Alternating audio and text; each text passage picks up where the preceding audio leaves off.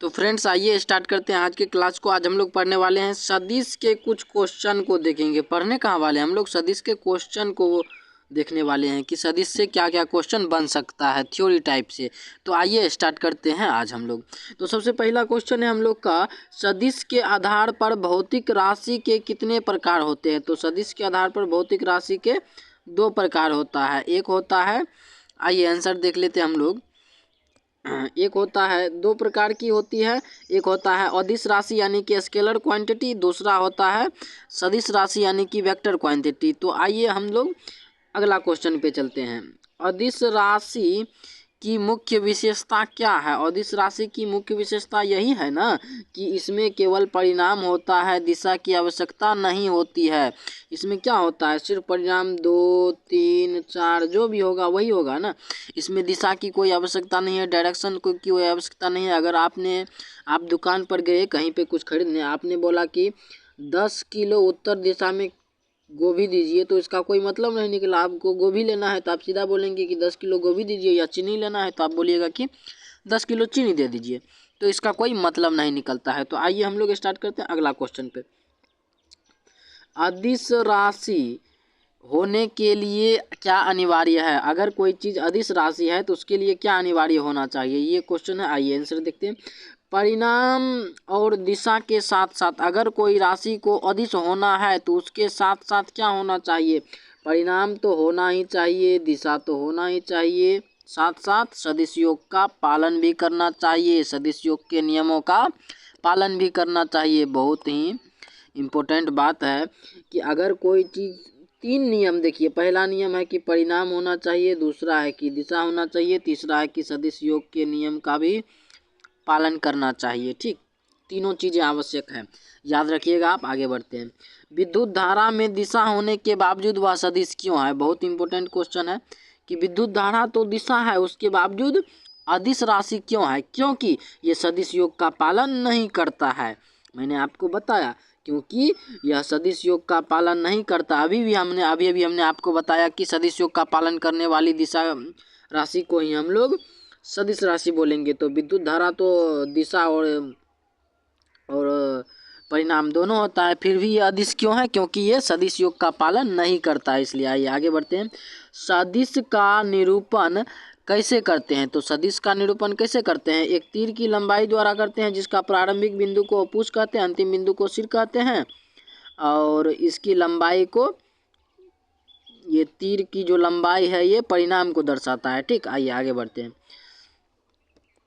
कहता है कि सदिश का निरूपण कैसे करते हैं। तो यही इसका उत्तर ये हो गया कि एक तीर द्वारा करते हैं, जहाँ तीर की लंबाई परिणाम दिखाता है और हेड यानी कि सिर दिशा को बताता है। अगला क्वेश्चन, सदिश के तीर की शुरुआत और अंतिम बिंदु को क्या कहते हैं। शुरुआत बिंदु को प्रारंभिक बिंदु कहते हैं और अंतिम बिंदु को सिर कहा जाता है। शुरुआती बिंदु को पूछ कहा जाता है और अंतिम बिंदु को सिर कहा जाता है। अगला क्वेश्चन, समान सदिश किसे कहते हैं। समान सदिश मतलब कि जिसका कि, देख लीजिए यहाँ पे आप, कि जिसकी लंबाई और दिशा दोनों समान हो उसको बोलेंगे समान सदिश, और थीटा कोण 0 डिग्री हो। आंसर देखिए इसका। अरे कहते हैं समान सदिश किसे कहते हैं, तो इसका आंसर हो जाएगा जिनके परिणाम दिशा दोनों समान हो किंतु बीच की कोण 0 डिग्री हो। ठीक, आइए अगला, विपरीत सदिश यानी कि ऑपोजिट वेक्टर किसे कहते हैं, की पहचान क्या है। तो विपरीत सदिश का परिणाम तो समान होगा लेकिन दिशा क्या होगा, विपरीत होगा एक दूसरे से। तो आइए आंसर कहता है परिमाण समान लेकिन बिल्कुल दिशा बिल्कुल विपरीत, इनके बीच का कोण 180 डिग्री होता है। मूल बात यह है कि इसके बीच का कोण कितना होता है, 180 डिग्री होता है। ठीक, आइए आगे बढ़ते हैं।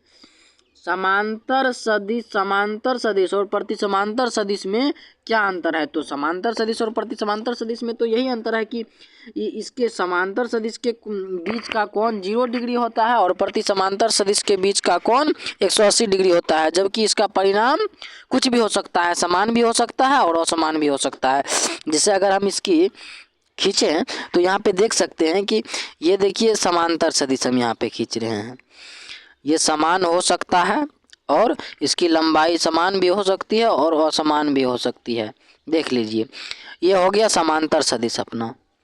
अब हम इधर खींचते हैं प्रति समांतर सदिश। ये देखिए इसके दिशा विपरीत रहेगा, इसमें कहने का मतलब ये है भाई कि प्रति समांतर सदिश में दिशा विपरीत रहेगा, परिणाम कुछ भी हो सकता है। समांतर सदिश में दिशा एक समान रहेगा, परिणाम कुछ भी हो सकता है। अगर समांतर सदिश है तो इसके बीच का थीटा का कोण जो बनेगा 0 डिग्री बनेगा। अगर प्रति समांतर सदिश है तो इसके बीच का थीटा का कोण बनेगा 180 डिग्री भाई साहब। तो उम्मीद करते हैं यहाँ तक समझे होंगे। आइए आगे बढ़ते हैं। शून्य सदिश क्या है? शून्य सदिश क्या है? जिसका परिणाम 0 हो, जिसका परिणाम थीटा 0 हो, अरे थीटा से यहाँ पे कोई मतलब नहीं है, जिसका परिणाम शून्य हो, जिसका परिमाण क्या हो, परिमाण, जिसका परिमाण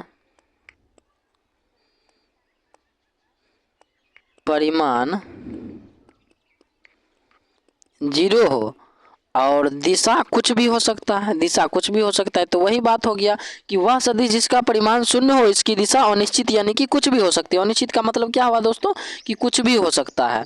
इकाई सदिश क्या होगा? बहुत इंपॉर्टेंट पॉइंट आ गया। अब इकाई सदिश का मतलब क्या होता है? Unit vector. आई मीन मेरे कहने का मतलब है कि जो इकाई सदिश है ना वो क्या होगा।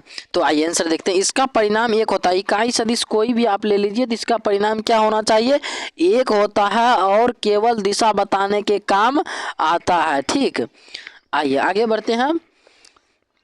इकाई सदिश निकालने का सूत्र क्या होता है? इकाई सदिश निकालने का सूत्र क्या होता है?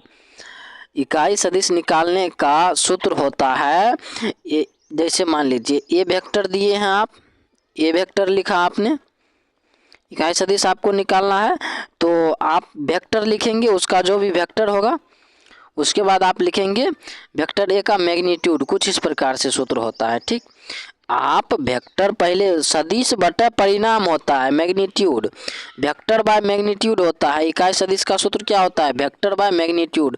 तो उसी बात को यहाँ पे लिखा गया है कि सदिश के को उसके परिमाण से भाग दिया जाता है। मान लीजिए ये सदिश है, ये सदिश है, उसके परिमाण से भाग दे देंगे तो हमको इकाई सदिश मिल जाएगा। ठीक, एक्स वाई जेड अक्ष के लिए इकाई मानक इकाई सदिश स्टैंडर्ड यूनिट क्या है?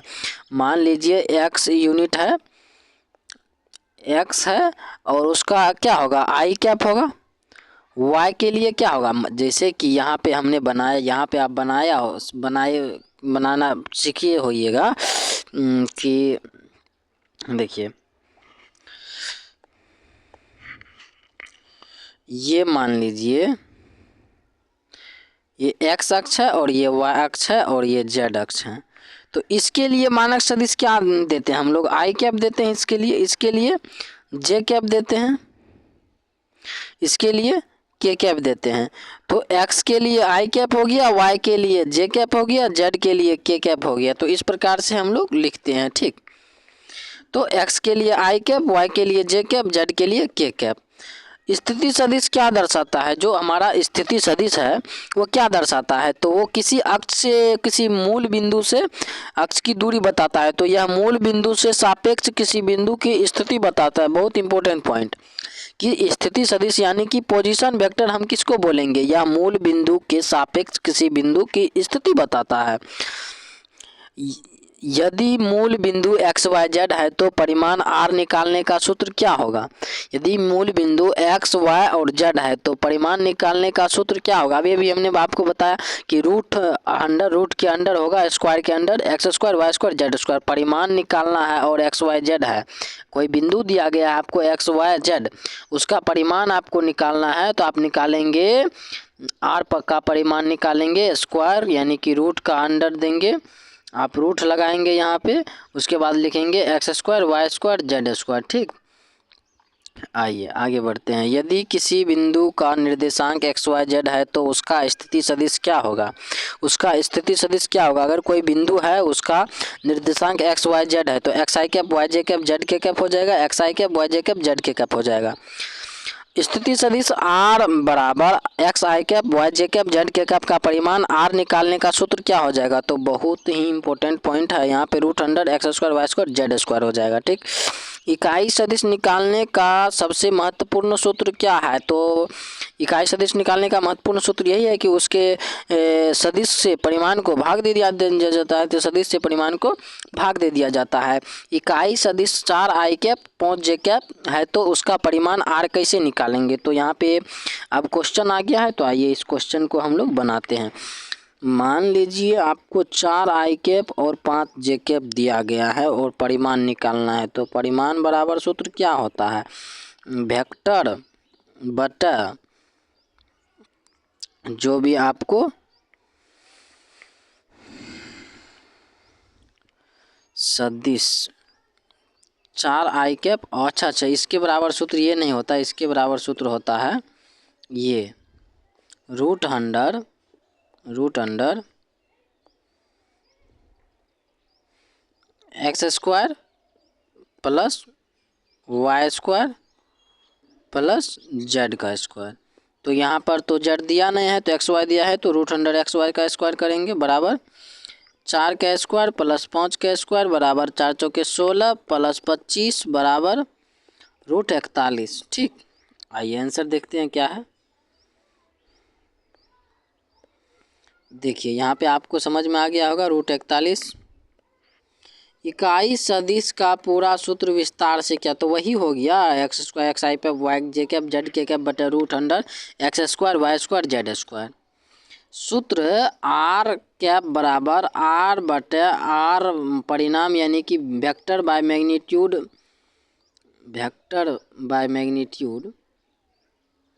यहाँ पे वेक्टर लगेगा ना। ठीक, वेक्टर बाय मैग्नीट्यूड है तो आर का मुख्य सूत्र क्या होगा? तो आर का मुख्य सूत्र हो जाएगा, या केवल दिशा बताने का काम करेगा। तो आर का मुख्य कार्य, देखिए मुख्य कार्य पूछ रहा, तो आर का मुख्य कार्य यहाँ पे क्या है? या केवल दिशा यानी कि डायरेक्शन बताने का काम करता है। यदि किसी सदिश जैसे कि परिमाण हमेशा कितना होता है, कोई इकाई सदिश का परिमाण हमेशा कितना होता है? तो 1 होता है इकाई सदिश का परिमाण हमेशा। तो यहाँ तक हमने आज पढ़ा। आइए